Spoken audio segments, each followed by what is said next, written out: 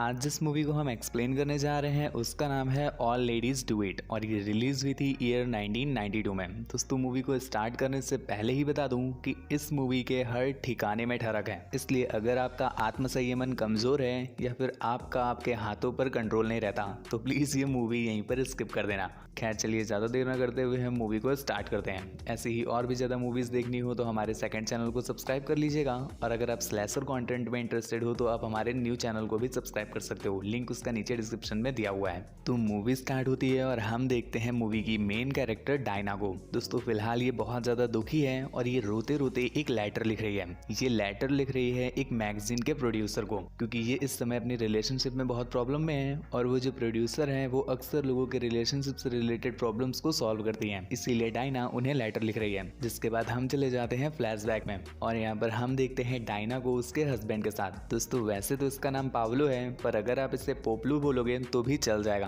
क्योंकि इसकी हरकतें ऐसी हैं, आप आगे खुद ही देख लोगे। तो यहाँ पर डायना अपने पोपलू के साथ खुश तो बहुत थी, पर हाल फिलहाल कुछ सालों से अब पोपलू उसमें ज्यादा इंटरेस्ट नहीं ले रहा है। इसका कारण ये नहीं है कि पोपलू घर की खिचड़ी खा कर थक गया है और उसे बाहर की बिरयानी खानी है, ऐसा नहीं है। रीजन ये है कि जो पोपलू का टपाटप यंत्र है वो अब धीरे धीरे काम करना ही बंद कर रहा है और इस वजह से डायना बहुत परेशान है। खैर किसी तरह से निचोड़ करके किसी तरह से डायना अपना काम चला रही थी, पर एक दिन जब ये दोनों एक पार्टी में जाते हैं तो यहाँ पर पोपलू भैया तो लग जाते हैं अपने क्लाइंट के साथ, पर डायना जब अकेली खड़ी थी तो वहाँ पर एक बंदा आता है। दोस्तों इसका नाम चप्पू है। चप्पू ने जब डायना को देखा तो उसका चप्पू बोल पड़ा, जिसके बाद वो डायना के पास जाता है और उससे डांस करने के लिए पूछता है। डायना भी इस पर हाँ कर देती है और यहाँ पर हम देखते हैं कि वो डांस कम कर रहे थे और उंगल प्रक्रिया ज्यादा कर रहे थे। इस बीच संतरे दबाए जा रहे थे और उंगलियां इधर उधर जा रही थी और इस चीज से डायना बहुत ज्यादा एक्साइट हो रही थी। कुछ समय के बाद वो पहुंच गई चरम सीमा पर और इतने में ही चप्पू अपनी उंगली को किसी गलत जगह पर डाल देते हैं। इस पर डायना कहती है कि नहीं नहीं यहाँ नहीं, चलो वॉशरूम चलते हैं क्योंकि यहाँ मेरा हस्बैंड सामने ही बैठा हुआ है। खैर इतना सब तो ठीक था, चल जाता है, लेकिन अगले सीन में क्या, छी वो उठा करके नाक में लगा ली उसने। अबे अंदर कौन से गुच्ची के पावर प्लांट लगे हैं जो परफ्यूम निकलेगा, कहते गिने हैं सूंघने से क्या मिल जाएगा बे। खैर आगे आगे डायना और पीछे पीछे अपना चप्पू वहां पर पहुंच जाते हैं और यहाँ पहुंच करके ज्यादा देर ना करते हुए तीर लगता है सीधा निशाने पे, पर वो निशाने को ज्यादा देर तक भेद नहीं पाता क्योंकि इतने में ही दरवाजे पर कोई आ जाता है। पूछने पर पता चला कि ये अपना पोपलू है। पोपलू डायना से कहता है कि अगर तुम्हारा हो गया हो तो चलो हम लोग घर चलते हैं। इस बीच जब वो लोग बातें कर रहे थे तो अपना चप्पू दरवाजे के पीछे छुप जाता है, जिसके बाद डायना भी उससे मना नहीं कर पाती और वो दोनों घर की तरफ चले जाते हैं। रास्ते में कार में पोपलू पूछता है डायना से कि वो बंदा कौन था जो तुम्हारे साथ डांस कर रहा था, जिस पर डायना ने बताया कि वो चप्पू चंपक वाला है और हम लोग साथ में डांस कर रहे थे। इसके बाद हम लोग वॉशरूम भी गए और वहां पर हम लोगों ने पेलन कार्यक्रम किया। वो इतने कॉन्फिडेंस से बता रही थी तो पोपलू को लगा कि ये मजाक कर रही है और मुझे जलाने की कोशिश कर रही है, जिस पर पोपलू इसका कोई रिप्लाई नहीं करता और कहता है कि चलो ठीक है और बताओ क्या क्या किया तुम लोगों ने अंदर। जिसके बाद डायना एक एक प्रक्रिया को बड़े ही विस्तार से बता दिया। जो तुम सोच कर एक्साइट हो रहे हो, पोपलू ने तो वो सुना था, अब सोचो वो कितना एक्साइट हो गया होगा। जिसके बाद पोपलू कार को साइड में लगाता है और हम क्या देखते हैं बाहर से कि कार हिलने लगी।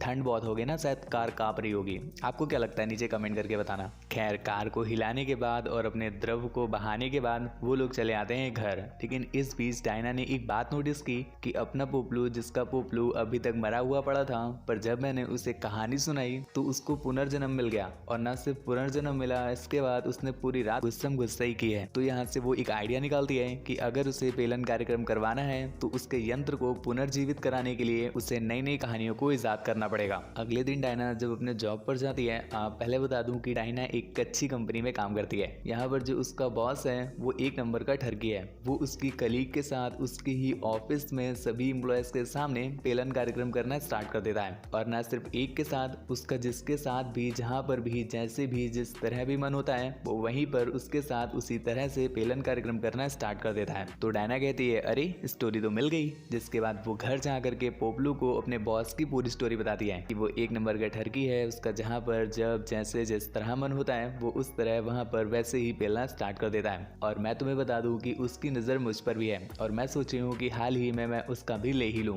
पोपलू सोचता है कि वो एक बार फिर से कहानी सुना रही है और उसकी कहानी से वो एक बार फिर से एक्साइट हो जाता है। जिसके बाद उनके पास पलंग तो था नहीं तो वो लोग सोफा तोड़ते हैं। डायना इस चीज से बहुत खुश होती है कि चलो उसका आइडिया वर्क कर रहा है और उसे चरम सुख की प्राप्तियां समय समय पर हो रही हैं। इसके बाद से डायना बिल्कुल फ्री हो जाती है और और वो आते जाते उठते बैठते बस सड़क के बारे में ही सोचती रहती है और वो कैसे किसके साथ करवा ले ताकि उसे एक नई स्टोरी मिल जाए। ये सोच सोच करके वो हर किसी के साथ बिल्कुल फ्रैंक हो जाती है। इसी चलते हम देखते हैं कि एक दिन जब वो बस से जा रही थी तो यहाँ पर उसे कुछ बंदे छेड़ने की कोशिश करते हैं। वो तो चलो तब भी चल गया, पर यहाँ पर डायना छिड़वा रही थी। मीन टू से कि वो इस पर कोई भी रिएक्ट नहीं करती है, इवन वो खुद उनका साथ देने लगती है। जिसके बाद घर आकर के वो ये स्टोरी भी अपने हस्बैंड को बताती है। खैर जिंदगी इस तरह से बहुत सही चल रही थी, पर एक दिन हो जाती है छोटी सी प्रॉब्लम। जब डायना को पता चला कि उसकी जो आंट है उनकी डेथ हो गई है, जिसके बाद उन्हें जाना पड़ेगा उसके फ्यूनरल में। यहाँ पर उसकी एक सिस्टर भी थी, लेकिन वो मना कर देती है जाने से, क्योंकि उसका एक खुद का जिम था और वो जिम की छुट्टी कर नहीं सकती थी।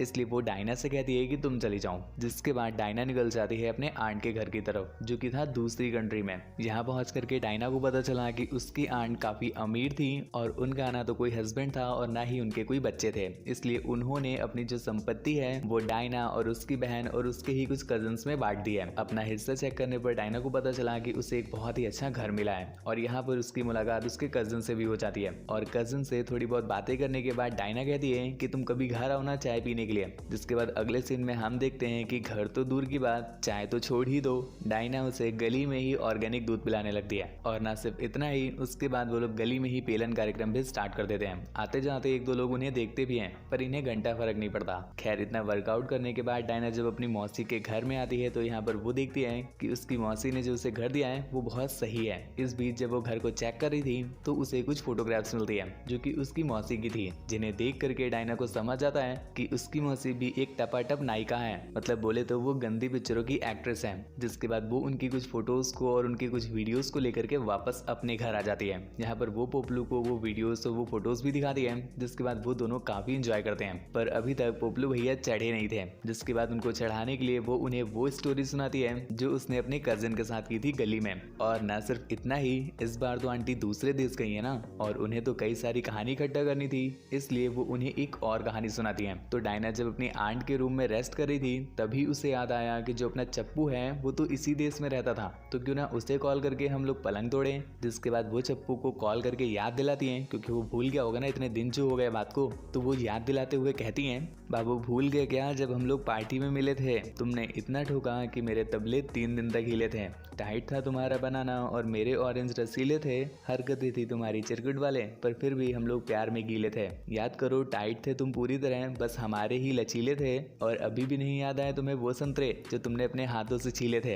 अब भाई साहब तुम इतनी गहराई से बताओगे तो कोई भी हो उसे याद आ ही जाएगा। जिससे चप्पू को भी याद आ जाता है कि ये वही नदी है जिसमें वो अपना चप्पू चला चुका है। जिस पर वो डायना को इन्वाइट करता है कि ठीक है तुम मेरे घर आ जाओ, हम लोग एक बार फिर से डुबकी लगाते हैं। जिसके बाद डायना भी उसके घर पहुंच जाती है और यहाँ पर हम देखते हैं कि चप्पू एक नंबर का ठरकी इंसान है। इसके पूरे घर में पेंटिंग के नाम पर बस अनबॉक्स की हुई लड़कियों की पेंटिंग रखी है। जहाँ देखो वहाँ हवस ही हवस, यहाँ की तो हवा में भी हवस होगी। जिसके बाद ये लोग ना पलंग तोड़ते हैं ना सोफा, इतना करते हैं कि उसकी पेंटिंग ही तोड़ डालते हैं। मजाक नहीं कर रहा हूँ, सच में इतना करते हैं कि वो पेंटिंग ही तोड़ देते हैं। खैर वो पेंटिंग्स यहाँ पर नहीं दिखा सकते हैं वरना यूट्यूब घर में घुस के मारेगा मुझे, आप लोग मूवी में देख लेना। और इसके बाद वो दोनों ही चढ़ जाते हैं। लेकिन इस बीच पोपलू भैया डायना के गले पर एक लव बाइट देख लेते हैं, जिसे देख करके पोपलू को समझ आ जाता है कि डायना अभी तक उसका काट रही थी और जितनी भी कहानियां उसने सुनाई हैं वो सब कुछ सच है। डायना उसे समझाने की कोशिश भी करती है कि नहीं नहीं ऐसा कुछ भी नहीं है, ये तो बस ऐसे ही लग गया होगा, पर पोपलू उसकी कुछ भी सुनना नहीं चाहता था। जिसके बाद वो उससे लड़ झगड़ करके और एक थप्पड़ मार करके दूसरे कमरे में सोने चला जाता है। खैर अब तो आंटी की लग चुकी है तो वो अगले दिन जाती है अपनी बहन से हेल्प लेने के लिए,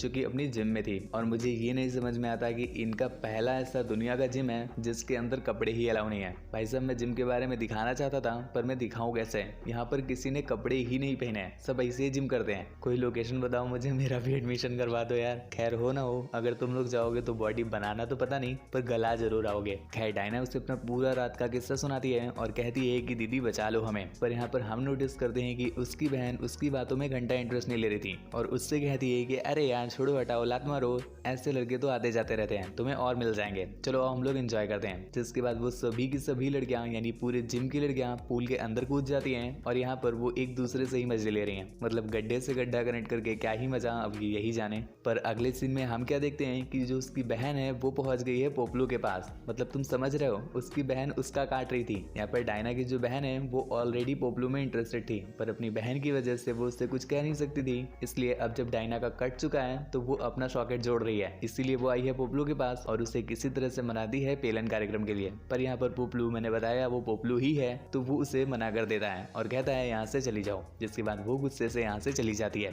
और अब इस बात का बदला लेने के लिए वो जाती है अपनी बहन के पास और उससे कहती है कि तुम आज रात को रेडी रहना, हम लोग चलेंगे एक पार्टी में, वहाँ पर तुम्हें बहुत मजा आएगा। और वो अपनी बहन और एक फ्रेंड के साथ एक ऐसी पार्टी में जाती है जहाँ की पार्टी के लोग बहुत हिल रहे थे। स्टार्टिंग में हमें लगा कि शायद वो डांस में हिल रहे हैं, पर जब हमने पास से देखा तो हमें समझ में आया कि उनके हिलने का कारण कुछ और ही है। और यहाँ पर उसकी बहन बदला लेने के लिए अपनी बहन की ड्रिंक में एक कोई मेडिसिन डाल देती है जिससे वो एक्साइट हो जाए। जिसके बाद उसे एक बंदा मिलता है जिसके साथ वो एक बार बस में मिली थी, जो उसके साथ छेड़ रहा था और ये छिड़वा रही थी। तो छेड़म छड़ैया तो वहाँ पर अधूरी रह गई थी, पर यहाँ पर पेलम पिलैया पूरी हो जाती है। जिसके बाद वो जाती है और कुछ लड़कों के पास, क्योंकि दवाई ने भी तो अपना असर कर दिया था ना। तो यहाँ पर उसे 4-5 लड़के मिलते हैं। कोई कुछ बोलना मत, क्योंकि इट्स हर चॉइस। और वो उन 5 लड़कों के साथ मजे लेना स्टार्ट कर देती है। जिसके बाद वो एक बंदे से फोन लेती है और अपने हस्बैंड को यानी पोपलू को फोन करके कहती है कुछ इस कदर, जरा गौर फरमाइएगा। तेरे पास थी इतनी सुंदर हसीना, लेकिन फिर भी तुझे था हिलाकर जीना। मैं समझी थी कौशिक पर तू निकला कमीना, मैं समझी तुझको रणवीर पर तू निकला रवीना। पेलने से तो ऐसे मना करता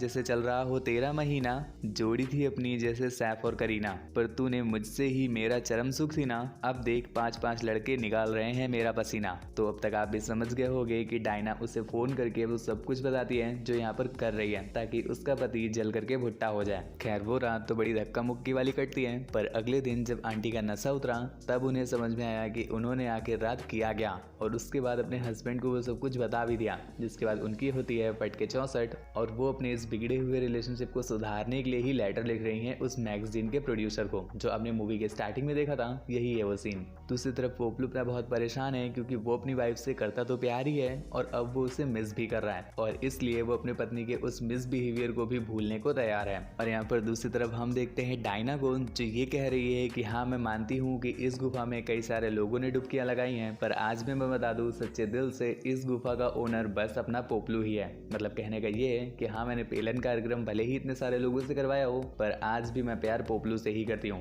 मतलब ये क्या लॉजिक हुआ, हमें भी समझ नहीं आया। खैर आप भी डायना की बात से एग्री करते हो या नहीं, मुझे नीचे कमेंट में यस या नो के माध्यम से जरूर बताना। आपको ओपिनियन जान करके मुझे बड़ा अच्छा लगेगा। खैर मूवी के एंडिंग में हम देखते हैं कि पोपलू से रहा नहीं जाता और वो उसे माफ कर देता है। जिसके बाद वो दोनों एक साथ रहने लगते हैं। और भाई साहब थरक देखो, मूवी के एंडिंग में भी उनकी पेलन कार्यक्रम दिखाते हुए ही एंड किया जाता है, जिसके साथ ही मूवी खत्म हो जाती है। मूवी अगर आपको पसंद आई हो तो हमारे चैनल को सब्सक्राइब करके बेल आइकन प्रेस कर लीजिएगा, और ऐसी ही हाई लेवल की टमाटर मूवीज को देखने के लिए हमारे सेकंड चैनल को भी सब्सक्राइब कर लीजिएगा। यदि आप स्लैशर कंटेंट में इंटरेस्टेड हो तो प्लीज मेरे भाई हमारे नए चैनल को सब्सक्राइब करो, क्योंकि आपके प्यार और सपोर्ट के भरोसे ही तो हम जी रहे हैं। इसलिए अपने प्यार का डोज हमारे चैनल को जरूर दें। मुझसे बात वगैरह करना चाहते हो या थोपड़ा देखना हो तो इंस्टाग्राम पर फॉलो करके मैसेज कर लीजिएगा। मूवी का एक्सप्लेनेशन करवाना हो तो आकर के ऑर्डर दे दीजिएगा। Thank you, bye bye.